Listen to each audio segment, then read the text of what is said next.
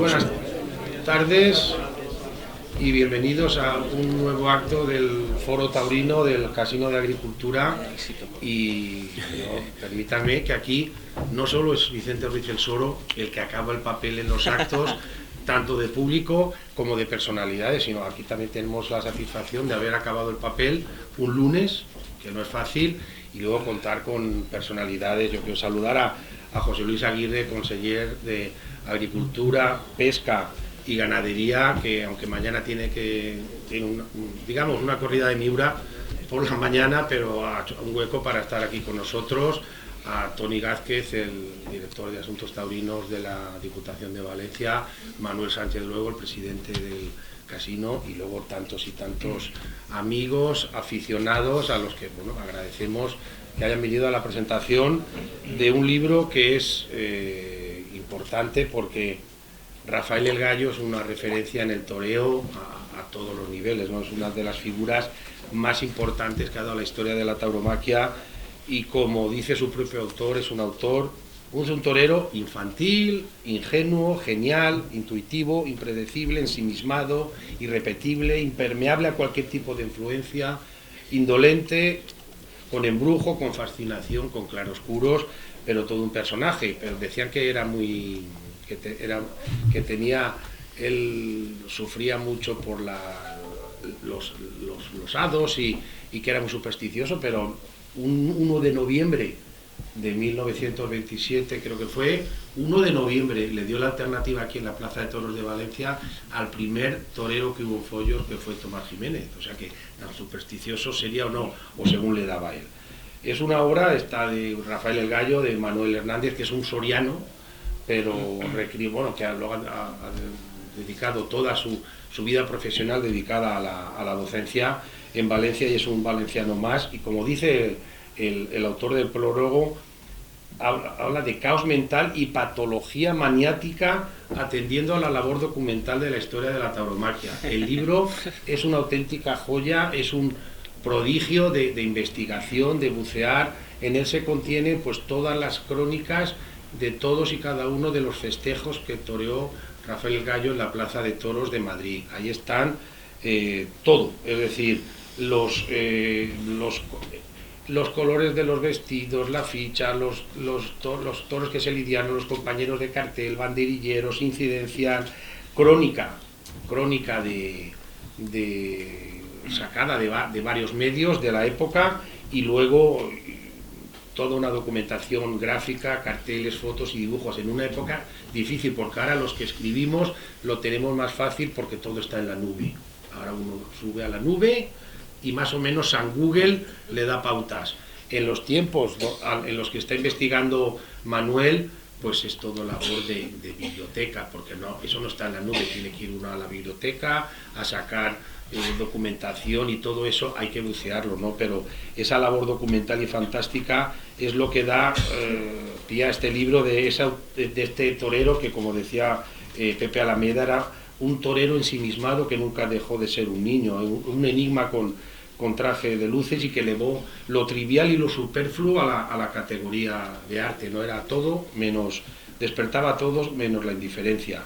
Y como digo en el libro, para que lo compren y se lo firme, porque siempre decimos que todo, el ebook está muy bien, eso, el ebook que uno tiene, mira qué bien, no abulta, y encima me sale gratis.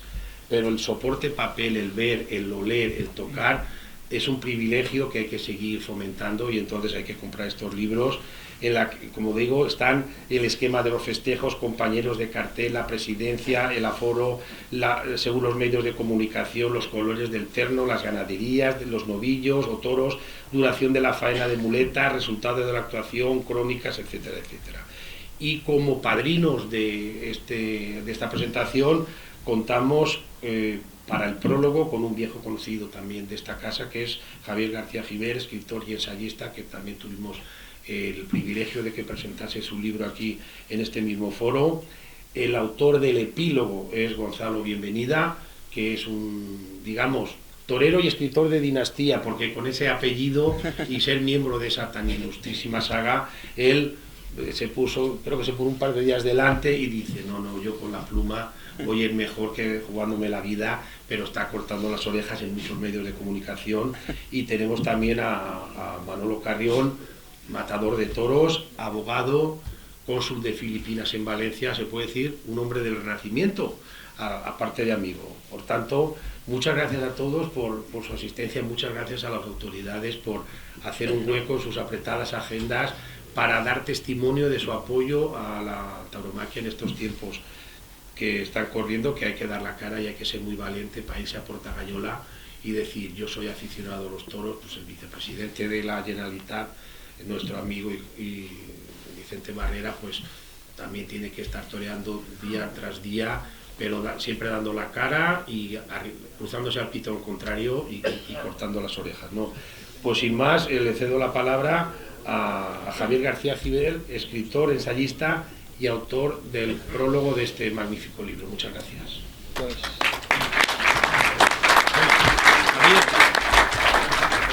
A ver si te llega y lo pasamos eso. Cuida con él, que está ¿Se me oye? No. Dale, ahí. ¿Ahora? Sí. Bueno, pues nada, yo estoy muy contento de estar aquí otra vez en esta mesa con Enrique Amat, que con su diligencia habitual y su capacidad de movilización y todo esto, ¿no? Pues presentó mi libro aquí hace 5 años. También estaba Manuel Carrión, que me dio la alternativa, por así decir, con unas palabras muy generosas, ¿no? Hace esos 5 años, ¿no? Y ahora estoy muy contento también, aparte de estar con ellos, de estar con Manuel Hernández. Nos conocimos hace poco, hace unos 5 años, una cosa así. Nos presentó un amigo común, que por cierto está aquí presente, y que sin embargo no es aficionado a la tauromaquia, ¿no? Y entonces nosotros descubrimos pues que esa afición, una afición tan exótica, pero a la vez tan entrañada, ¿no? en nuestra historia, ¿no? Es una especie como de paradoja, ¿no? Pero bueno, así es, ¿no? Entonces resulta que, bueno, pues supimos que teníamos pues esa afición y esa dedicación, digamos, tardía a la tauromaquia, tanto él como yo, tardía en cuanto a escrituras, fundamentalmente. Él la tiene muy entrañada de todas formas, digamos, en la sangre, porque él es soriano y la tauromaquia popular soriana pues la lleva dentro, ¿no? Pero bueno, ambos éramos profesores y él era geólogo, yo filólogo, él por lo tanto era un hombre de ciencias, pero uno de esos hombres de ciencias que a los hombres de letras puras lo envidiamos mucho y nos admira, que es el científico, digamos, con vocación humanista, un gran lector de libros y de humanidades, ¿no? Y entonces, pues bueno, esto ha hecho que, aunque nos hayamos conocido hace solo 5 años, prácticamente es como si nos conociéramos de toda la vida, ¿no? Y la amistad, de todas formas, que yo tengo con él no va a interferir en lo que yo ahora diga y pondere sobre, digamos, el extraordinario valor de su obra, de su trilogía, porque en realidad este es el tercer libro de una trilogía, ¿no? Es una tarea de enorme esfuerzo, de enorme cariño también y de enorme conocimiento, ¿no?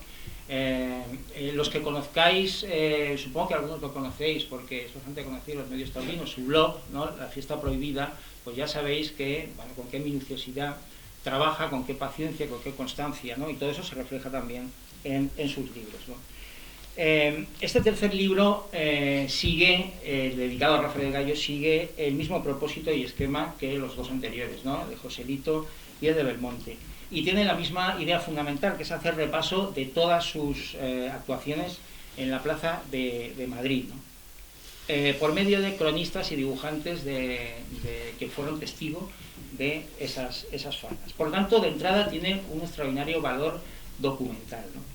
Que nos permite hacernos cargo, no solo imaginar así en el aire, sino hacernos cargo de cómo podía ser, pues muchas veces lo hemos pensado los aficionados, ¿no? Las faenas de los grandes toreros de antaño, los toreros de la Edad de Oro, ¿no?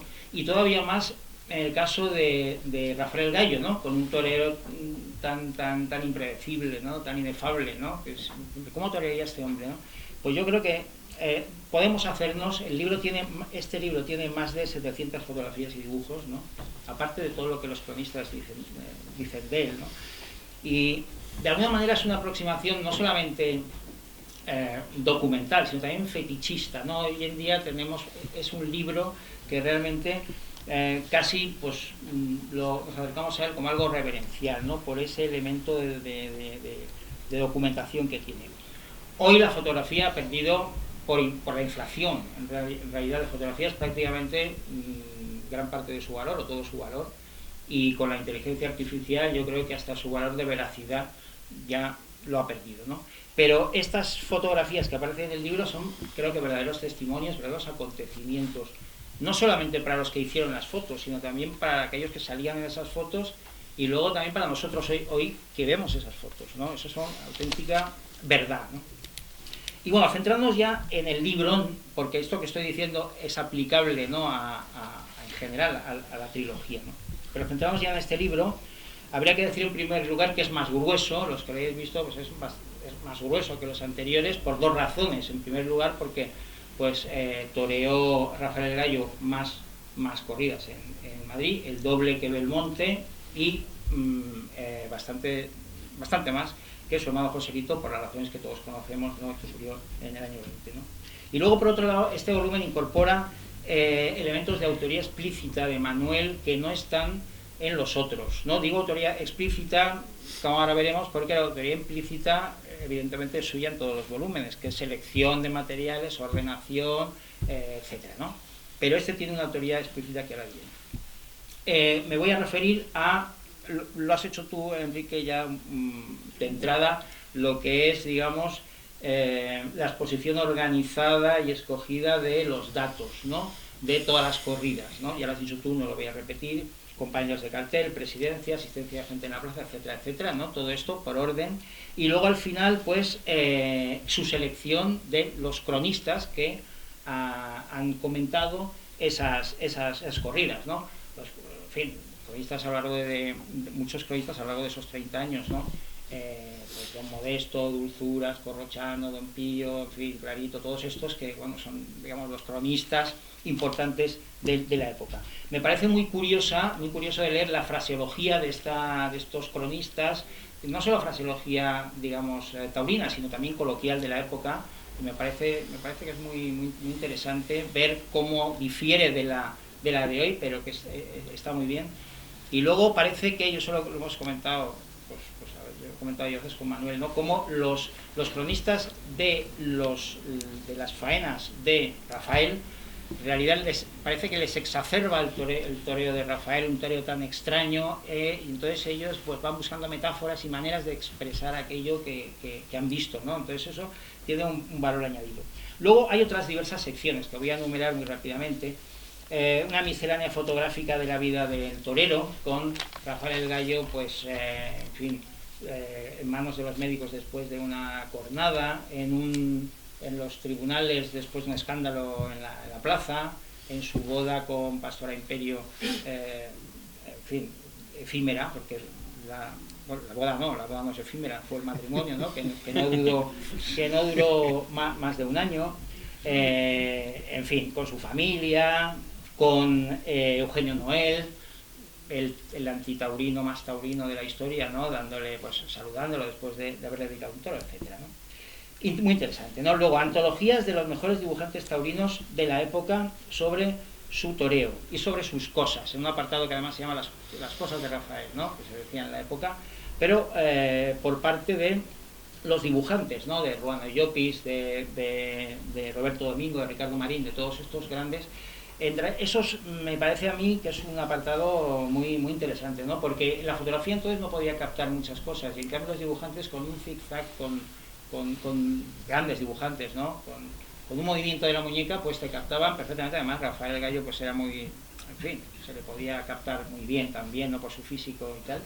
Y entonces, pues no es una serpentina con el capote, o qué manera tenía él de tirar la montera cuando brindaba con alguien, o cómo escapaba de un toro, ¿no? Pues como arma que iba al diablo, ¿no? O cómo se lanzaba al callejón. que eso es una de esas cosas que uno dice, pues ¿cómo se lanzaría al callejón? Pues no, se lanzaba al callejón así, a las bravas, ¿no? Y eso los dibujantes lo captaban muy bien, ¿no?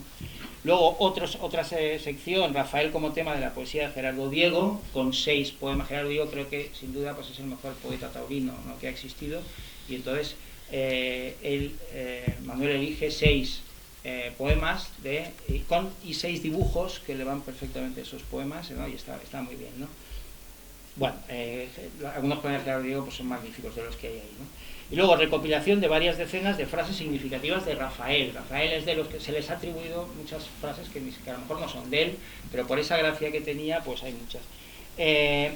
Pero muchas van más allá de esas frases que todos conocemos, ¿no? Hay una bastante conocida, pero que me parece muy significativa, que es la tauromaquia. Bueno, pues el caso es que los espectadores se pongan en pie, que es eso, ¿no? En realidad, ¿no? Es crear esa emoción, y si eso se consigue, ya se ha conseguido todo, ¿no? Aún me hace mucha gracia. Yo cogía el barco para Nueva York como el que coge el tranvía, decía, ¿no? Con esa exageración tan sevillana, ¿no?, de la cantidad de veces que él estuvo en América, ¿no? Luego otras nos sorprenden por su modernidad. Hay alguna referida con mucha irónica displicencia, digamos, al sentimentalismo de la gente que, en fin, en la que se apoyan las sociedades protectoras de animales de la época. Estamos hablando de hace un siglo, ¿no? Y luego esta, por ejemplo, que señaló, hoy se torea mejor que nunca porque hay unos toros como nunca hechos ex profeso, de exposición. Claro, muchas veces nos pensamos que estamos diciendo cosas que son absolutamente de presente, pero bueno, hace muchas décadas se decía lo mismo que se puede decir hoy. Esta frase hoy se puede decir exactamente igual, ¿no? La dijo él hace mucho. Pero bueno, lo más explícitamente autorial, digamos, de este libro es el capítulo inicial, que se llama Mi aproximación al toreo de Rafael el Gallo, que creo que es magnífica porque une lo que es el temperamento de Rafael con su tauromaquia, ¿no? Lo ha dicho Enrique, ¿no? El ensimismamiento, la mentalidad infantil, la indolencia, todas esas cosas que va destacando Manuel, ¿no? Y relaciona muy bien esas dos instancias, ¿no? Pero al margen de otros aciertos, yo de esta parte, que es prácticamente todo, ¿no? Es la primera sección, yo destacaría una gran idea de Manuel que pone en claro, ¿no? Rafael el Gallo como torero fundamental de la historia del toreo, ¿no? Como torero histórico. No porque suponga, como Joselito, digamos, la culminación de un tipo de toreo, o como Belmonte, digamos, el abrir la puerta a un nuevo tipo de toreo, sino a un nuevo tipo de torero. Eso a mí me parece muy importante. Un torero de arte, de pellizco, de duende, ¿no? Que siempre hemos conocido, que parece que siempre ha tenido que existir, pero es que antes de él no existía. Él ha inaugurado, ¿no?, ese nuevo tipo de torero que luego pues hemos visto en las últimas décadas, pues bueno, Curro Romero, Rafael de Paula, Morante y algunos más que están saliendo, ¿no?, en esa línea. Esos toreros, digamos, que se explican por el gallo, pero también explican al gallo, ¿no?, de alguna forma. Y nos podemos imaginar su toreo, el hechizo del gallo, gracias a estos toreros. Eso me parece que es una idea clave, ¿no? En fin, bueno, y acabo aquí un trabajo muy, muy bien hecho. Misión cumplida, creo, ¿no? Creo que pues tiene otras cosas en la cabeza y otros trabajos que ya comentará él, ¿no? Sobre tauromaquia o sobre el tauromaquia flamenco y tal, que están ahí pues por aparecer, pero por el momento esto creo que para la historiografía y para la bibliografía de la tauromaquia creo que es esas 3 obras, ¿no? Y estas las cierra, creo que es, bueno, pues todo un monumento y se lo tenemos que agradecer, desde luego. Y nada, pues felicidades por lo que has hecho. ¿No? Gracias.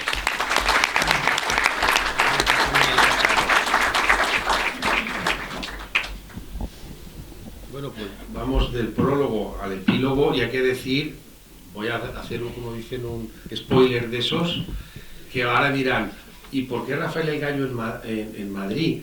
Pues aparte de esos proyectos que ya hablaba Javier, habrá, si Dios quiere, y como dicen los musulmanes, inshallah, pues yo mucho por ahí, no lo sé, inshallah, un Rafael el Gallo en Valencia que ya está palabrado, y gracias a Dios vamos a tener también esa posibilidad de ese gallo que era tan importante. Él hablaba de Don Pío, Javier, Don Pío Alejandro Pérez Lujín fue el autor de 2 novelas maravillosas, La Casa de la Troya, de ambiente estudiantil, Santiago de Compostela, y del Currito de la Cruz, y él era muy gallista.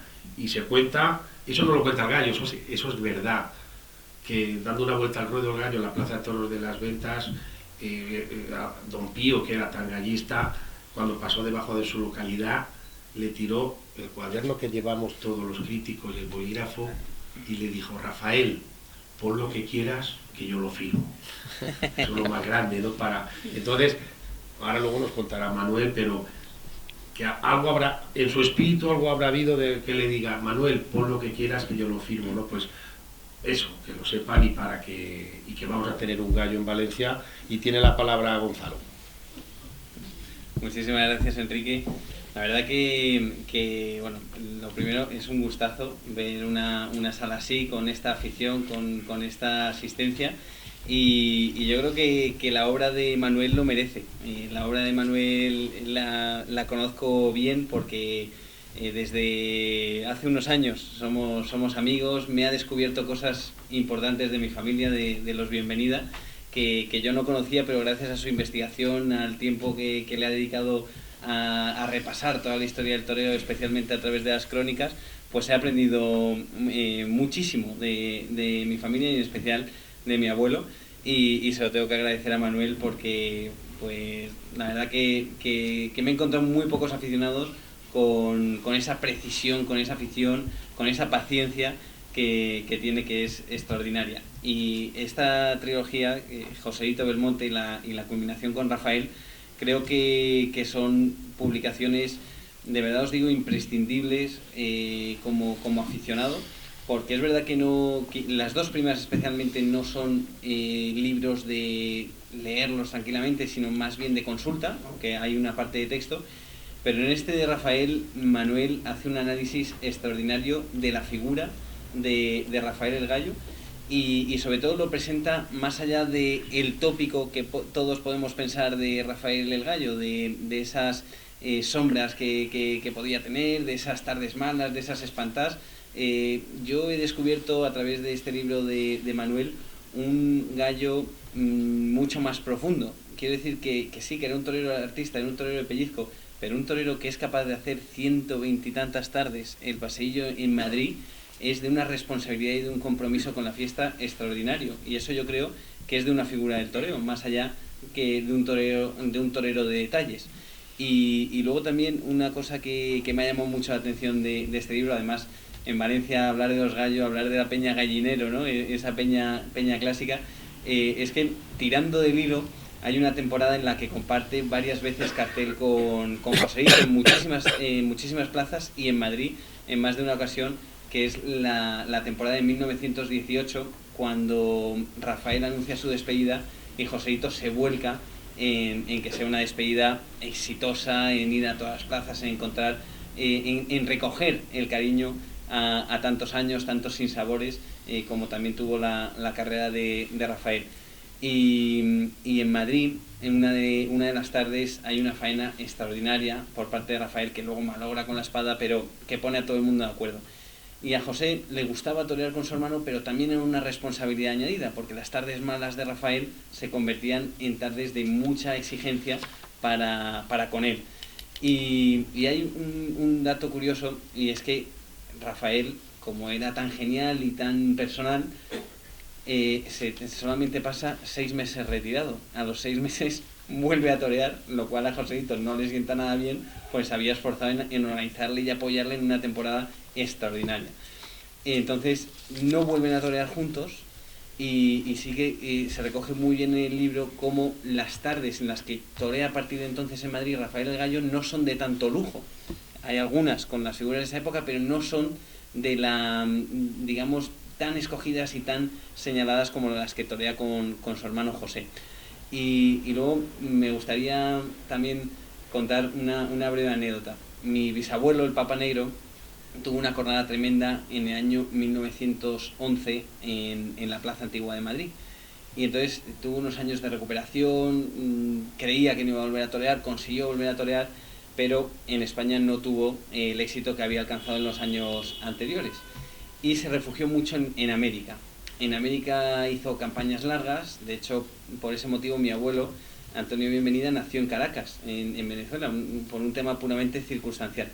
Entonces en esos años, primeros de los años 20, estuvo toreando en muchas plazas de Perú y llegó a torear hasta en Uruguay y también Venezuela y bastante en México. Y en esas campañas americanas hacía mucha pareja con Rafael el Gallo, fíjense la afición que tenía al toreo, porque no estaba en la misma situación que mi bisabuelo. Mi bisabuelo en ese momento le hacía falta torear, tenía un montón de hijos y tenía que levantar y echar el resto por su familia y por su casa. Sin embargo, Rafael pues toreaba suficiente en España como para poder descansar en invierno, y sin embargo casi todos los inviernos se encontraba con mi bisabuelo en América y toreaban muchísimo en plazas de renombre y en otras plazas perdidas de la mano de Dios, y yo creo que también indica ese motor que tenía Rafael Gallo, que yo creo que sin duda también fue su afición tremenda para estar tantos años en la cara del toro. Así que solamente me queda felicitar, como ha hecho Javier y mis compañeros, a Manuel, porque creo que es un trabajo excepcional y que estoy encantado de haberla acompañado también en esta presentación en Valencia. Muchísimas gracias.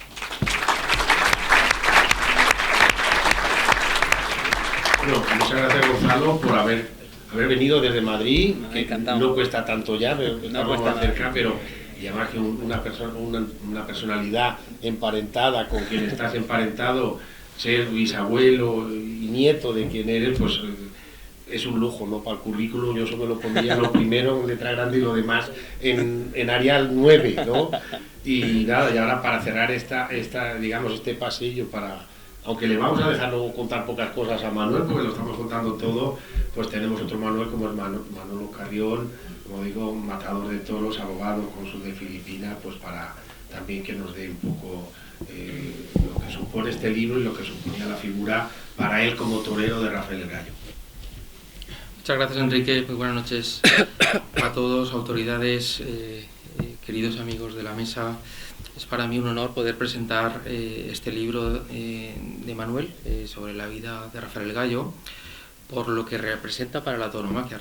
La figura de Rafael, sin duda alguna, representa la genialidad y sin duda alguna es el precursor del toreo actual, en cuanto a que siendo contemporáneo de Bombita, pues hasta entonces el toreo todos sabemos que era sobre las piernas, de poderío, para poder, en definitiva, poder al toro para entrar a matar. Pero la llegada de Rafael el Gallo, lo que aporta a la tauromaquia básicamente es ese toque de distinción, de genialidad, de arte, que hasta la fecha pues era prácticamente inédito en los ruedos. Por lo tanto, la figura del Gallo entronca directamente con el toreo más moderno, de ahí que sea un libro obligado para cualquier aficionado que se precie. Y en este caso, pues desde aquí darle la enhorabuena al autor de este libro, a Manuel, porque sin duda alguna el libro está a la altura de lo que el personaje ha representado para la fiesta de los toros.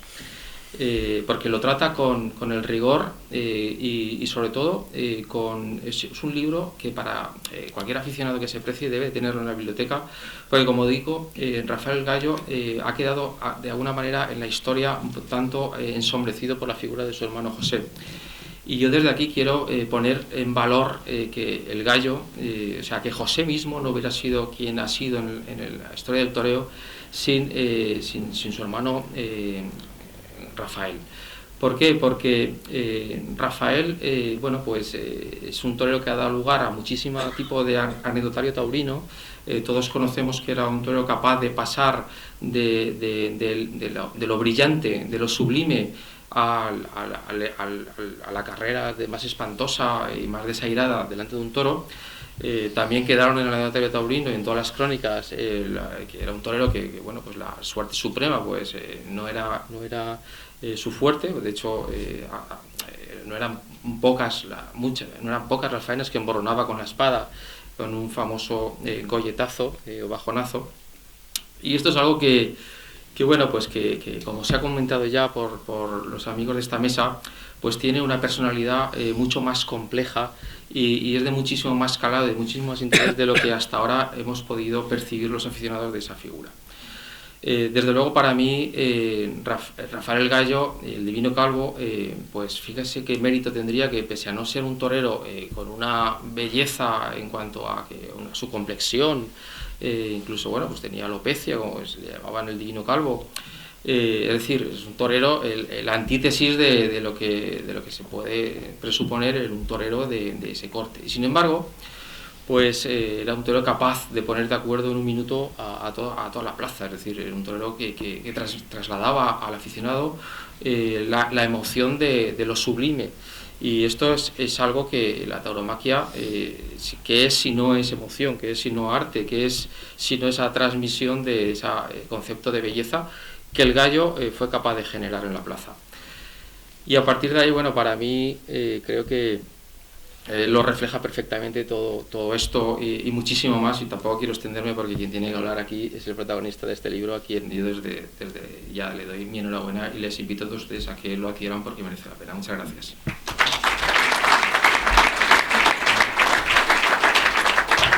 Bueno, pues después de que los alguacilillos hayamos desfilado por ahí, antes de darle paso, hablaba Gonzalo de aquella temporada de presunta retirada, y una de esas corridas estuvo muy mal en un toro, Rafael el Gallo, como podía ser predecible, y entonces estuvo muy mal.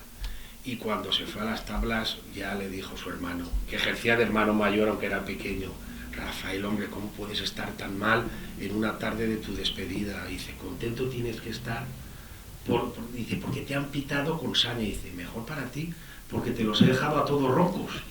Entonces, pues nosotros, Manuel, hemos dejado a todos roncos para que ahora hagas el paseillo y bueno, nos cuentes toda esta maravilla de libro y ese trabajo absolutamente de dedicación y de profundidad y de esfuerzo y sacrificio que a mí me admira, porque nosotros, mi amigo Paco Delgado, escribimos muchos libros, pero bueno, yo esto excede de todo lo que yo seré capaz de hacer algún día.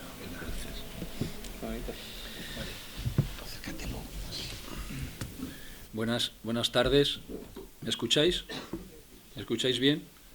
Buenas tardes. Antes que nada, dar las gracias tanto a los amigos que tengo aquí acompañándome en la mesa como al público, y sobre todo especialmente darle las gracias a aquellos amigos que están muy alejados de este universo taurino, pero que han sabido anteponer la amistad a cualquier otro criterio, y les quería dar especialmente las gracias.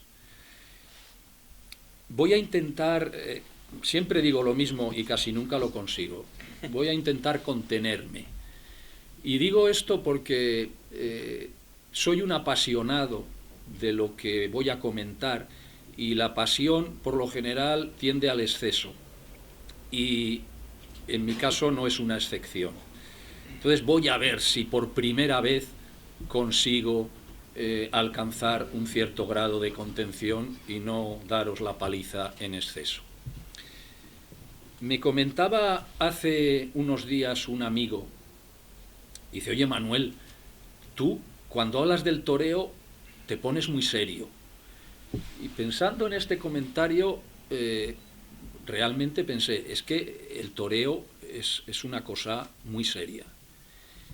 Tan es así que me atrevería a decir, sin ánimo de que todo el mundo comparta esta opinión, que el toreo, junto con el flamenco, siempre sale a relucir el flamenco cuando yo hablo, y el romancero, creo, vamos, desde mi punto de vista son las tres de las grandes manifestaciones artísticas genuinamente españolas que ha dado la cultura de este país. El flamenco y el toreo se trata efectivamente de dos manifestaciones de un origen claramente popular, que por otra parte es algo tan característico de la cultura española, y sobre todo de esa fascinación que lo culto ha tenido, que lo popular ha ejercido sobre lo culto. Y bueno, pues sabéis la famosa frase de Ortega de que aquí todo lo importante lo ha hecho el pueblo. Y hay una frase muy bonita de Luis Cernuda que os leo textualmente, dice, muchas veces la verdadera elegancia española está en el pueblo, y en él tenemos que buscarla los artistas. Afortunadamente, estas manifestaciones tan antiguas, yo diría que milagrosamente han sobrevivido hasta nuestros días, y gracias a Dios somos capaces nos hacen estremecernos ante una Verónica de Belmonte o una Seguirilla de Terremoto de Jerez. El epítome de este trasvase continuo entre lo popular y lo culto es el gran Federico García Lorca. Hay una frase de un antropólogo, de Pete Rivers, que siempre me ha llamado la atención, que os leo textualmente. Dice: Lorca no tiene que esforzarse conscientemente en ser popular, ya que el arte popular en Andalucía es el más sofisticado y vital de Europa. Y Lorca se atreve a decir, ¿qué cosas dice Lorca, Dios mío? El toreo es probablemente la riqueza poética y vital de España. Creo que los toros son la fiesta más culta que hay en el mundo.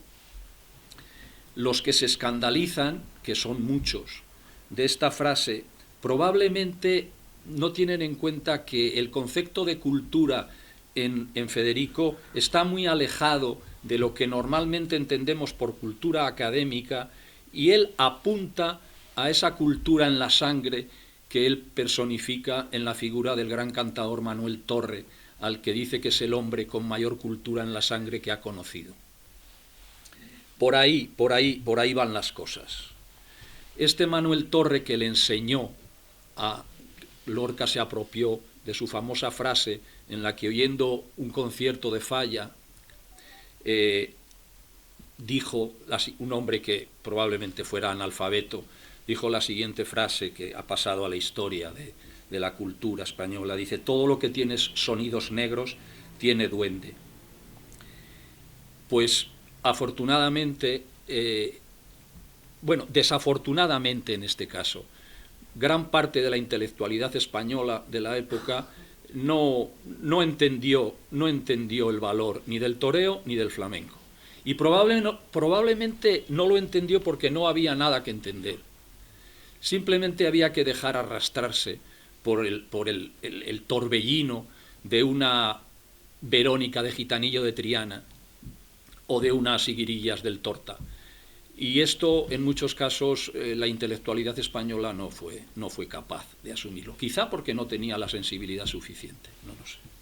Bueno, era simplemente un pequeño prólogo, porque ante el menor resquicio aflora en mí la otra gran pasión, aparte de la tauromaquia, que es el flamenco. Y ahora voy a intentar centrarme en Rafael el Gallo. Bueno, antes quería simplemente, puesto que esto es el cierre de una trilogía, he llegado a, después de muchas horas, y después de... El otro día alguien me preguntó por las crónicas que yo podía haber leído, y haciendo cuentas, claro, Joselito torea 86 tardes en Madrid, Belmonte 67, creo, y Rafael 128. Yo hice la cuenta, y no os exagero, pero en torno, lo digo para que conozcáis mi grado de enfermedad, yo calculo que habré leído unas 2.500 crónicas de estas tres figuras. Y es la lectura de estas crónicas, única y exclusivamente, porque intencionadamente dejé a un lado la literatura taurina, quizás porque pensé que podía ser un territorio menos explotado, menos transitado, y me dediqué exclusivamente a formarme una imagen de cada uno de estos tres toreros, única y exclusivamente a partir de lo que decían los cronistas de la época.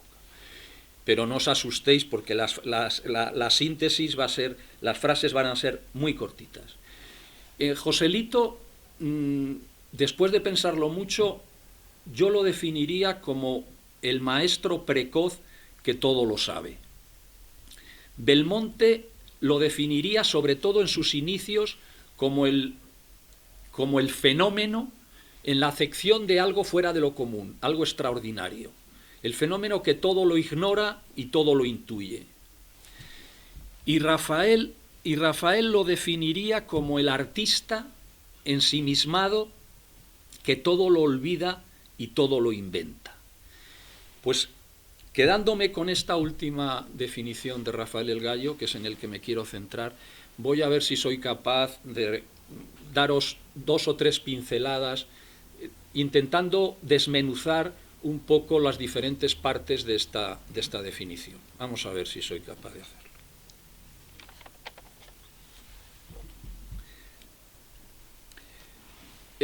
La primera parte de la definición he hablado de él como el artista. Con Rafael se puede esperar cualquier cosa. Una de mis mayores sorpresas es cuando accedí a una crónica en la que se relacionaba una frase que aparecía en la vitola de un puro en uno de los homenajes, de los múltiples homenajes que le dedicaron a Rafael, que todos sabéis que no paraba de fumar puros. Yo nunca me imaginaba a Rafael qué haría en estos momentos. Bueno, probablemente haría lo de Morante, que sería fumarse el puro en el callejón, pero por lo demás lo tendría más complicado. Pues en la vitola del puro aparece sorprendentemente lo que para mí es una definición perfecta del toreo de Rafael y de la personalidad de Rafael. Dice la vitola: elaborado expresamente para el derrochador de arte y fortuna. Lo dice todo. Bueno, lo del derrochador de fortuna no me voy a extender, pero los que sois aficionados sabéis que gracias a la caridad, nunca mejor dicho, de Belmonte, sobrevive en su última época. Pero, claro, un hombre tan pródigo como él derrochó a manos llenas lo que más le sobraba, que era arte y dinero. Hay en todas las crónicas, si tuviera que elegir la frase más repetida, sería la de faena artística. Continuamente aparece el término faena artística. Una faena artística en la que mi admirado Gregorio Corrochano, en un momento dado, me encuentro con una crónica de él que al principio me resultó un tanto enigmática y que después he intentado profundizar en ella.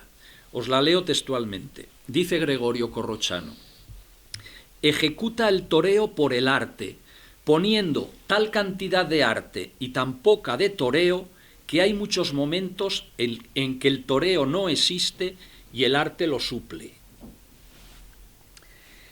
Al intentar profundizar en este comentario, me di cuenta que en muchos casos hay muchos cronistas que se preguntan, después de ver la corrida, ¿hubo faena? ¿Hubo faena? Y algunos responden, en lo que se entiende en el sentido clásico de lo que es una faena, en los que hay una serie de lances en los que el toro pasa. En muchos casos, en Rafael no existe esa faena.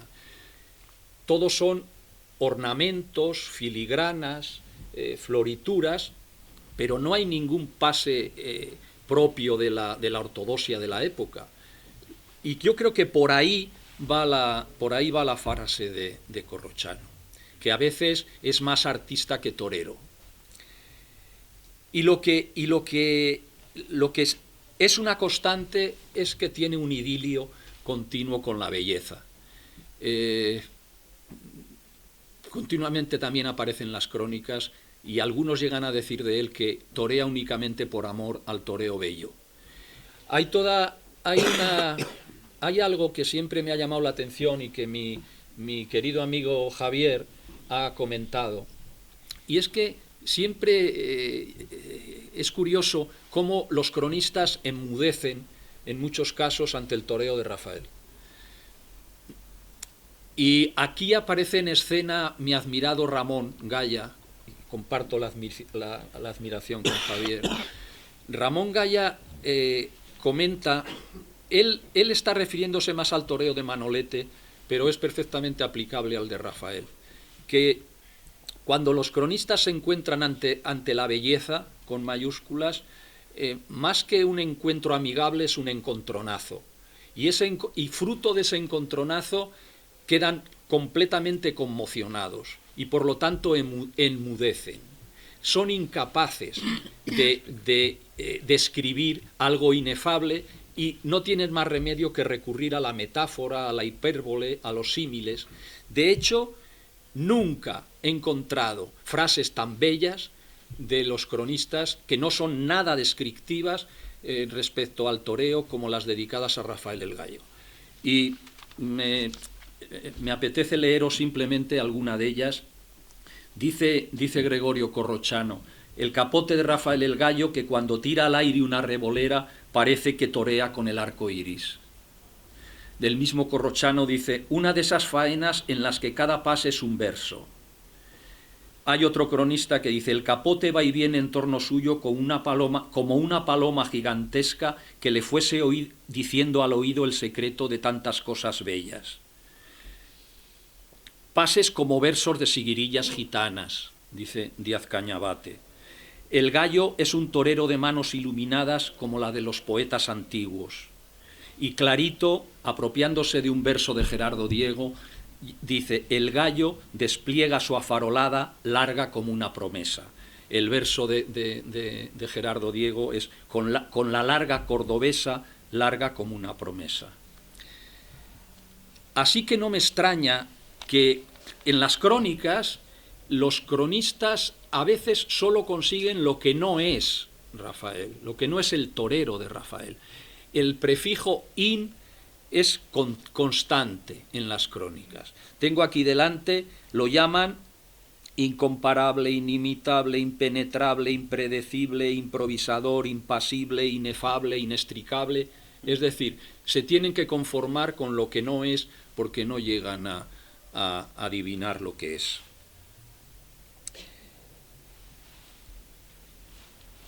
Y para acabar con la faceta esta de artistas, lo ha apuntado también Javier, Rafael puede ser perfectamente considerado el patriarca, el precursor de los toreos de arte. Hay toda una serie de aspectos en él que comparten, que luego van a compartir los que hoy en día conocemos como toreos de arte. Yo diría que, por ejemplo, su aversión a la lucha, su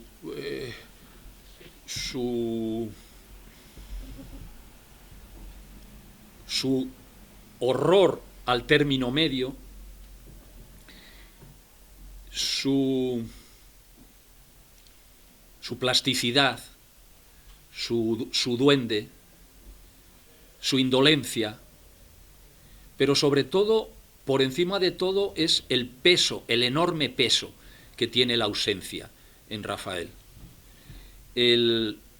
A Rafael siempre se le espera, y se le espera porque se le recuerda. El recuerdo, siempre aparece el recuerdo, la enorme importancia del recuerdo en un arte tan paradójico como el toreo. Quizá porque el recuerdo es la única herramienta que tenemos para digamos que llevar a cabo esa misión imposible que es eternizar lo efímero.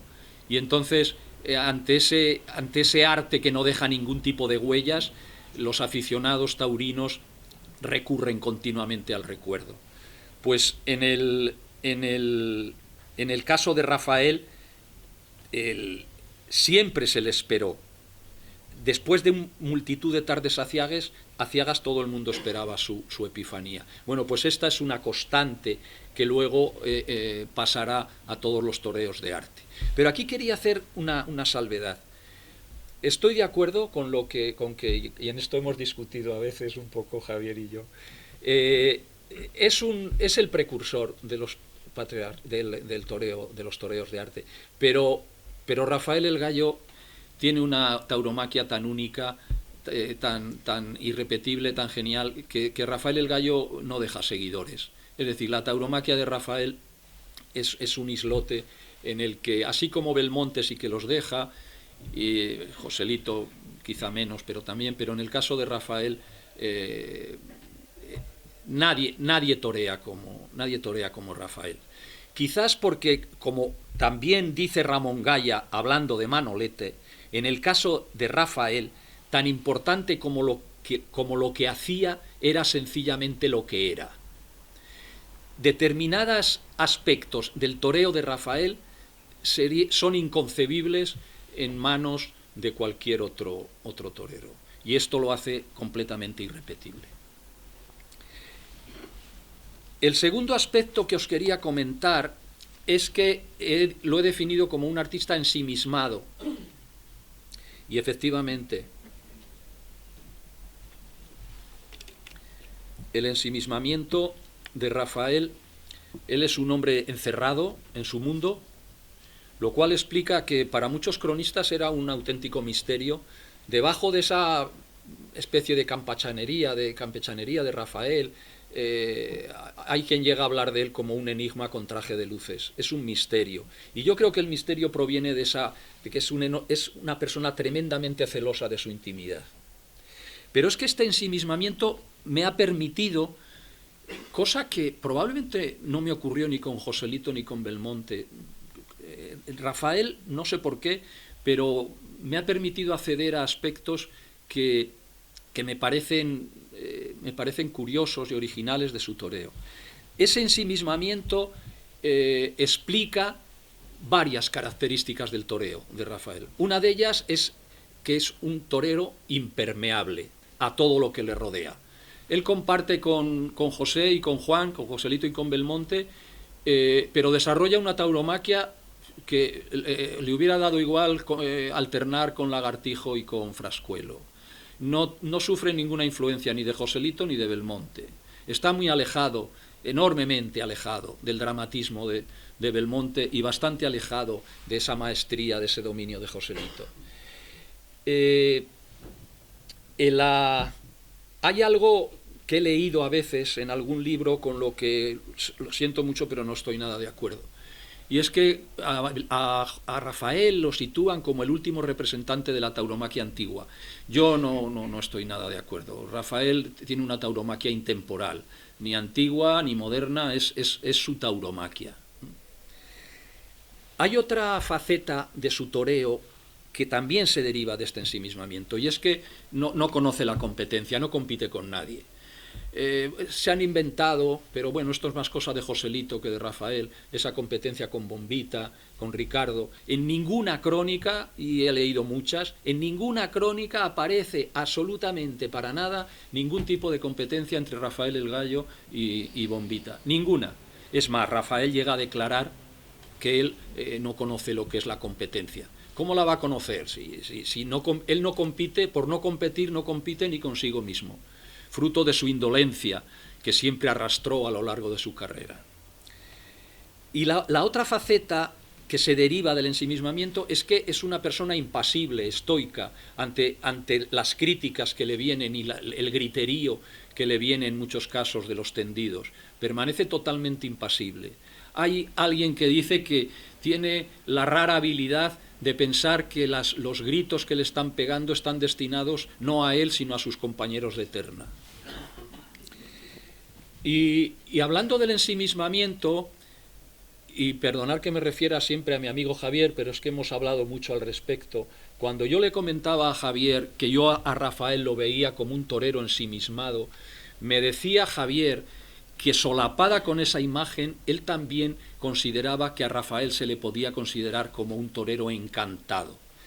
Y efectivamente, a veces da la impresión de que fruto de un sortilegio, de un encantamiento extraño, hubiera sido extraído de este mundo y hubiera sido llevado hacia un mundo mágico, un mundo encantado, en donde se dedicó a soñar su toreo. Con lo cual no es nada extraño que no entendamos en gran parte su toreo, porque ya no es de este mundo, sino que es de su mundo, de ese mundo encantado. Me parece una idea muy bonita y que llegó a mi cabeza gracias al comentario de mi amigo Javier. Y el otro aspecto de Rafael que me ha permitido profundizar en ciertos aspectos es que Rafael habita en una eterna infancia. Nunca salió, yo creo que tampoco se lo propuso, de esa infancia, con lo cual su toreo se puede perfectamente calificar de infantil.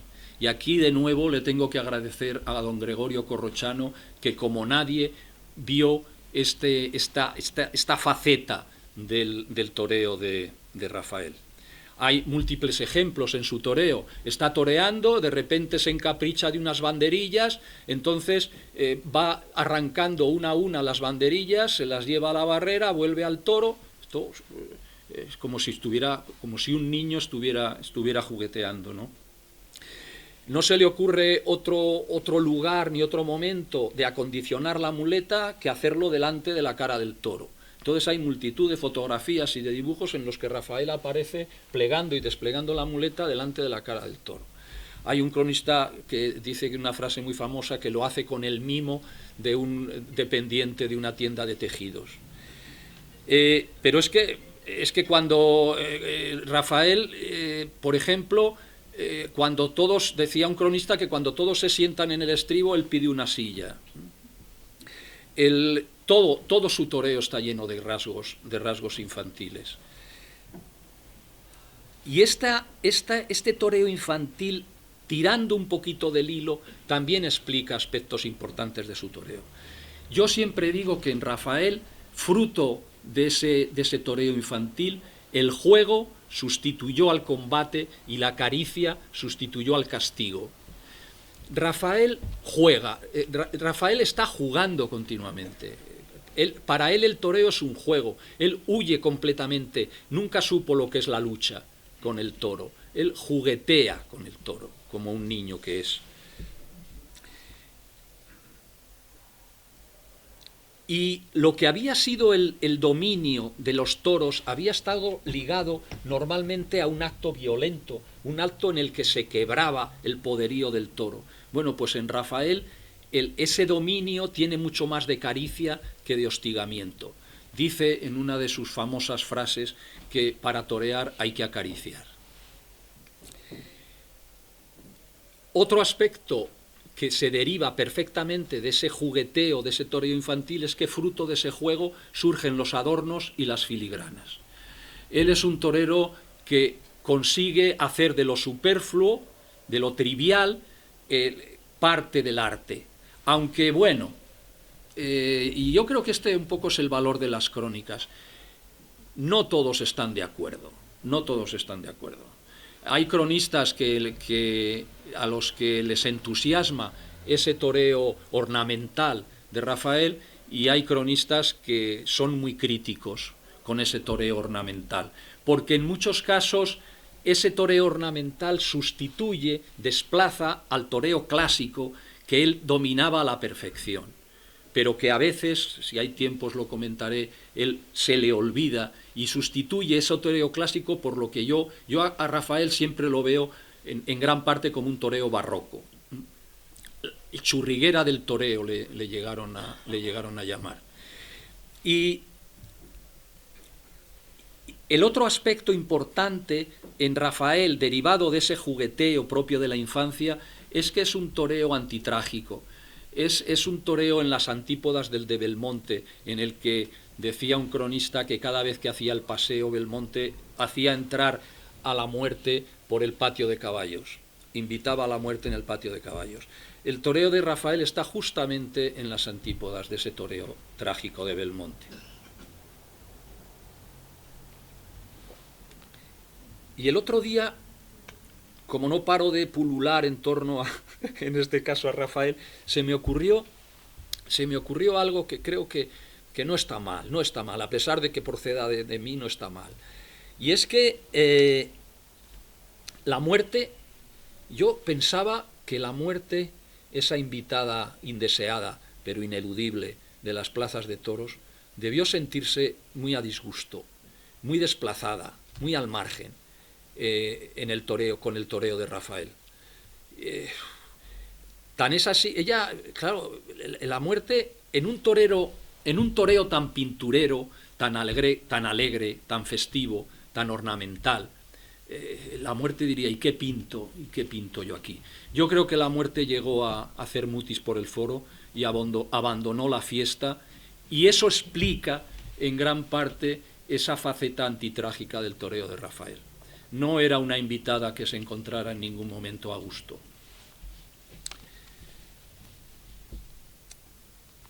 Bueno, vais aguantando un poco el chaparrón. Madre mía, he dicho lo de la contención, no sé para qué lo digo. Voy a acabar. Y voy a acabar con la última parte de la definición, y es que todo lo olvida y todo lo inventa. Hay una frase de don Modesto que le dice en la primera etapa de Rafael, dice: recuerda en todo momento de tu vida a tu padre, que sabéis que era Fernando el Gallo. Olvídalo en un solo momento, y es cuando entres a matar. No le hizo mucho caso el Gallo.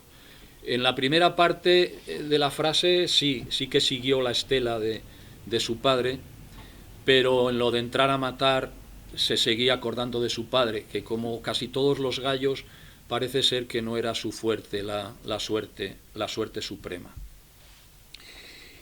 Y en un arte, lo he comentado antes, tan paradójico como el toreo, tan paradójico porque quiere hasta eternizar lo efímero, es un arte popular con tintes aristocráticos, es un arte en el que lo más vívido a veces es lo que no se ha vivido gracias al recuerdo. Pues en Rafael parece que nos quiere llevar la contraria, y yo subrayo la enorme importancia que ha tenido, y que creo que a veces no ha sido demasiado valorada, el olvido en el toreo de Rafael. Os acabo de comentar hace un momento, con otras palabras, pero la idea es más o menos la misma, que las crónicas están llenas de pasajes en los que en mitad de la faena a Rafael es como si se le quedara la mente en blanco, olvidara todo lo que había estado realizando con el toro, que solía ser ayudados por bajo, naturales, es decir, solía ser el toreo clásico, y lo olvidaba o se le olvidaba o lo olvidaba, vete a saber, tratándose de Rafael, y a partir de ahí todos son florituras, todos son filigranas, todos son ornamentos. Es decir, es lo que os comentaba antes de que el toreo clásico él lo sustituye por el toreo barroco. Esto, como antes os he comentado, bueno, aquí hay una cosa muy que es una constante en Rafael. Rafael tiene una comunión estrechísima con el público, con los públicos, y muchas veces sí que aparece un divorcio entre los críticos, entre los ciertos cronistas y los públicos. A los públicos Rafael enseguida percibe perfectamente que les encanta ese tipo de torero. A los críticos, a algunos críticos no tanto, porque sobre todo consideraban que Rafael es un gran torero clásico, hasta tal punto que en las crónicas aparece como uno de los toreros que más utiliza la mano izquierda, incluso en los pases de castigo, en el macheteo a los toros, utiliza preferente la mano izquierda. De repente es como si eso se le olvidara y entrara en otro territorio totalmente distinto. Y para acabar, quería simplemente comentaros que esta comunión tan estrecha de Rafael con los públicos queda perfectamente latente en algo que todos conocemos, hasta los que no sois taurinos, que son las famosas espantás de Rafael el Gallo. Cuando yo me he dedicado a profundizar un poco en las espantás de Rafael, la verdad es que he llegado a una conclusión que es un tanto heterodoxa, pero bueno, es mi conclusión. Bueno, primero he de decir que en mis recorridos por la tauromaquia antigua, que son extensos y largos y prolongados, es algo insólito. Es decir, nunca un señor empieza a correr delante de la cara del toro, arrojando la muleta, el estoque, tirándose. Nunca, eso es algo insólito en la historia de la tauromaquia. Yo siempre me he preguntado qué reacción tendrían los públicos cuando presenciaran la primera espantada de Rafael. Indignación, estupefacción, asombro, todo le encajaría a Rafael con tal de que no quedaran indiferentes ante el lance. Pero es que los los cronistas, cuando se refieren a la espantá de Rafael, la califican como de algo espontáneo. Yo aquí, vamos, discrepo totalmente. No niego que en sus inicios fuera algo completamente espontáneo, pero en sus inicios. Rafael se da perfecta cuenta de que la convierte la espantá la incorpora a su toreo. Es más, hay una frase concreta de Rafael en la que habla que junto con los lances habituales está la espantá. Y Rafael sobre todo se da cuenta de que los públicos están esperando la espantá y salen de la plaza completamente desilusionados si no se ha producido la espantá. Para mí, en un momento determinado, la espantá de Rafael es el lance menos espontáneo, o uno de los lances menos espontáneos de su toreo. Es una visión que muchos críticos no comparten conmigo, pero bueno, es mi opinión. En Rafael todo es exacerbado, hasta los partidarios y los menos partidarios caen siempre en la exageración. Hay una frase que yo, cada vez que la leo, alucino. Dice un cronista: la espantá en Rafael el Gallo era un poema de gracia, y era sobre todo, de ahí su mérito, un poema de sinceridad. Le salía de dentro. Nunca, vamos, estoy en completo desacuerdo con la frase. Sí que es verdad que no todos los cronistas son tan benevolentes, y muchos de ellos ven en la espantá el inicio de la pérdida de la vergüenza torera, que había sido algo crucial en una fiesta del valor. Ellos ven que por primera vez aparece el miedo incrustado en una fiesta del valor. Y hay un comentario de Clarito, de César Jalón, de Clarito, que siempre me ha llamado la atención, y ahora estoy intentando, lo cual no es fácil, desmitificar la figura de Rafael, que ya ha pasado a ser un toreo de leyenda, y ahí ya los contornos entre lo real y lo imaginario, como sabéis, se diluyen. Pues Guerrita, con esa socarronería cordobesa, llega a decir que a Rafael lo tiras de un quinto piso y cae torero. Pues tomando esa frase, Clarito dice: pues tendría que ver Guerrita la cara que pone Rafael cuando cae de bruces en el callejón al finalizar una espantá. Y muchas gracias por vuestra paciencia, y con esto yo creo que ya os he dado suficientemente la paliza. Muy bien, muy bien.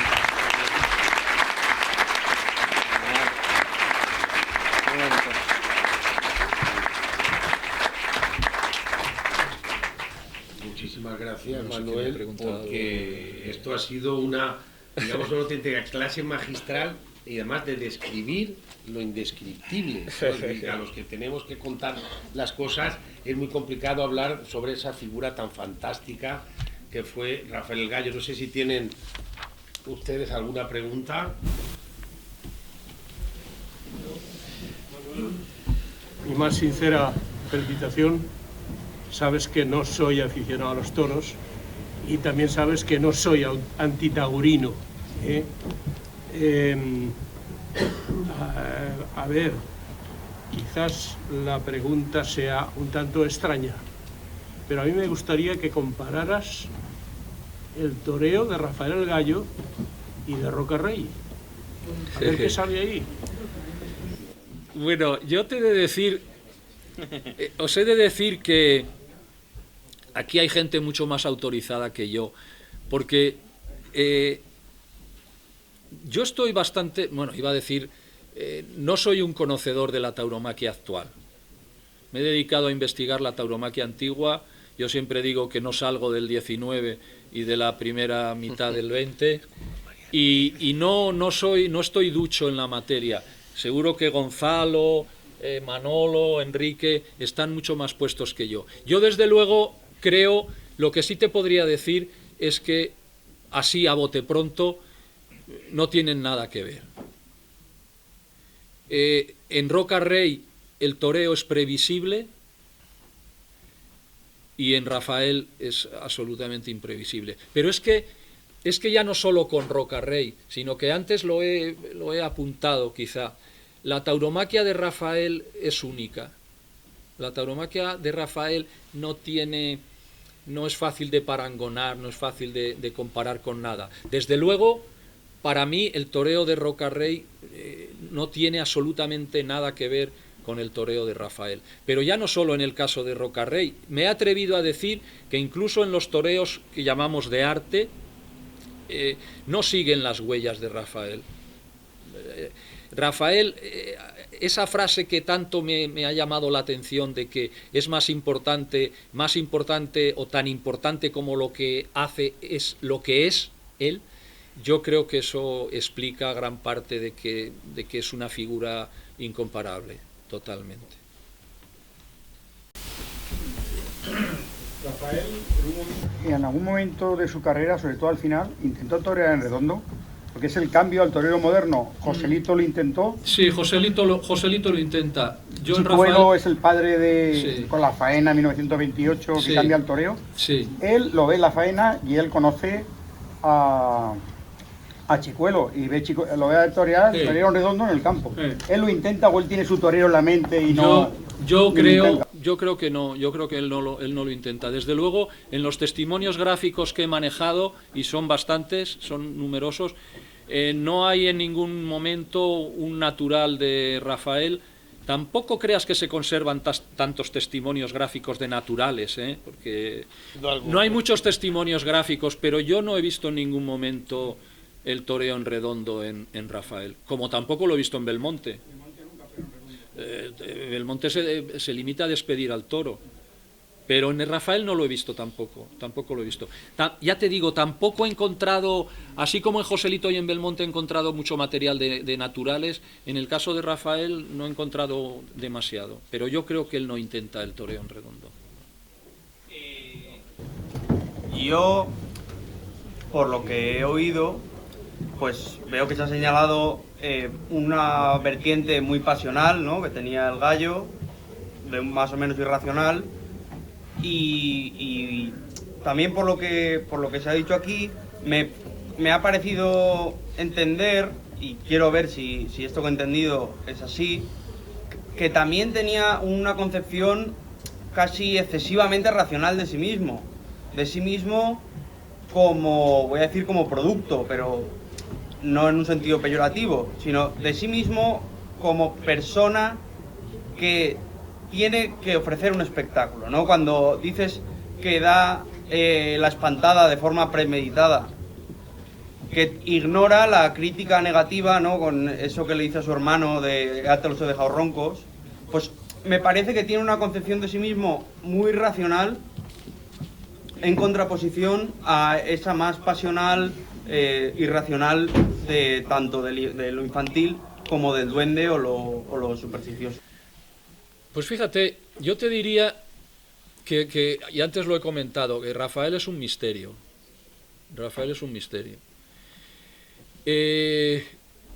Los cronistas no consiguen entender, porque claro, en la historia de la tauromaquia siempre se había entendido perfectamente que ante un toro con dificultades intentas salir del paso y ante un toro que te lo permite, pues intentas expresarte y hacer tu faena de arte.